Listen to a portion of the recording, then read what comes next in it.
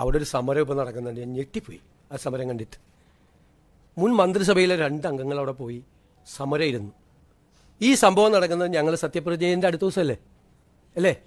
അത് 15ാമത്തെ പോക്കാണ് അവർ റിക്കവറി നടത്താൻ വേണ്ടിയിട്ട് പോകുന്നത്, ജപ്തി ചെയ്യാൻ വേണ്ടിയിട്ട് പോകുന്നത്. അവരെ ജപ്തിയല്ല, അവരെ അവിടെ ഒഴിപ്പിക്കാൻ വേണ്ടി, എവിക്ഷന് വേണ്ടി പോകുന്നത്. കഴിഞ്ഞ ഗവൺമെൻറ് ഇരുന്ന സമയത്ത് 14 പ്രാവശ്യം കോടതി ഉത്തരവനുസരിച്ചിട്ട് ഇവരെ ഒഴിപ്പിക്കാൻ വേണ്ടി പോയിട്ടുണ്ട്. 14 പ്രാവശ്യം. ആ ഗവൺമെൻറ് ഒരു ചെറുവിരൽ ഈ വിഷയം തീർക്കാൻ വേണ്ടി എടുത്തിട്ടില്ല. ചെറുവിരൽ അനക്കിയിട്ടില്ല. ഒരു നടപടി സ്വീകരിച്ചിട്ടില്ല. അതൊരു പ്രൈവറ്റ് കേസാണെന്നുള്ളതാണ്. പ്രൈവറ്റ് കേസാണ്.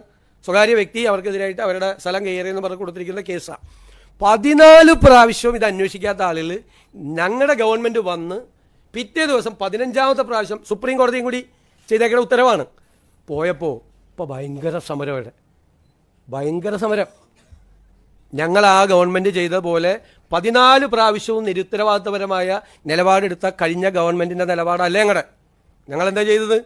അടിയന്തരമായി എറണാകുളം ജില്ലയിൽ നിന്നുള്ള മന്ത്രി, ഉന്നത വിദ്യാഭ്യാസ വകുപ്പ് മന്ത്രി റോജി എം ജോണിനെ കൊണ്ട് മീറ്റിംഗ് വിളിപ്പിച്ചു. ഞങ്ങൾ പരിശോധിച്ച് എന്ത് ചെയ്യാൻ പറ്റുമെന്ന്. ഞങ്ങളുടെ തീരുമാനം എന്താണെന്നറിയോ? കോടതി ഉത്തരവ് നടപ്പാക്കിയാൽ ആ 8 കുടുംബങ്ങൾ വഴിയാധാരമാകില്ല. അതാണ് തീരുമാനം.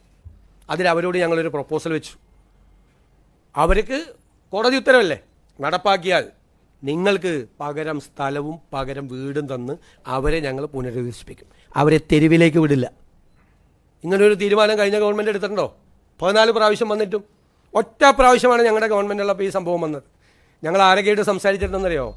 ഇതിൻ്റെ അകത്ത് ഈ വിക്ടിംസ് ആയിട്ടുള്ള ആളുകൾ, ഇരകളായിട്ടുള്ള ആളുകൾ, അവർക്കെതിരായിട്ട് കേസ് കൊടുത്തിട്ടുള്ള വ്യക്തിയായിട്ട് ഞങ്ങൾ സംസാരിച്ചു. ഒരു സെറ്റിൽമെൻറ്റിന് വേണ്ടിയിട്ട്. ഈ ചുരുങ്ങിയ 2-3 ദിവസങ്ങൾക്കുള്ളിൽ ഈ ഗവൺമെൻറ് ചെയ്തതാണ്. 2 കൂട്ടരുമായിട്ട് സംസാരിച്ചു. AGയോട് അതിൻ്റെ നിയമപരമായ പൊസിഷൻ പരിശോധിക്കാൻ പറഞ്ഞു. ഏതെങ്കിലും തരത്തിൽ ഗവൺമെൻറ്റിനെ ഇടപെടാൻ പറ്റുമോ എന്ന് പരിശോധിക്കുകയാണ്. കുറച്ച് സമയം കൂടി ലഭ്യമാകുമോ എന്ന് പരിശോധിക്കുകയാണ്. ഇങ്ങനെയാണ് ഒരു ഗവൺമെൻറ് ഒരു വിഷയം വന്നപ്പോൾ റെസ്പോണ്ട് ചെയ്തത്. ഞാൻ അത്ഭുതപ്പെട്ടു പോയി. അവിടെ പോയി മന്ത്രിമാർ, പഴയ ഗവൺമെൻറ്റിലെ മന്ത്രിമാർ അവിടെ ഇരിക്കുക. ആ ജില്ലയിൽ നിന്നുള്ള മന്ത്രിയായിരുന്നു, വ്യവസായ മന്ത്രി. അദ്ദേഹമാണ് ആദ്യം അവിടെ പോയത്. ഈ 14 പ്രാവശ്യം അവരെ കുടിയൊഴിപ്പിക്കാൻ പോയപ്പോൾ എന്ത് ചെയ്തു ഇവരെല്ലാം? ഞാൻ അധികം രാഷ്ട്രീയമൊന്നും പറയേണ്ടെന്ന് വിചാരിച്ചിട്ടിരിക്കുന്നതാണ്. കുറച്ച് കാര്യങ്ങൾ അല്ല, ഇതൊന്നും നിങ്ങളാരും പറയുന്നില്ല.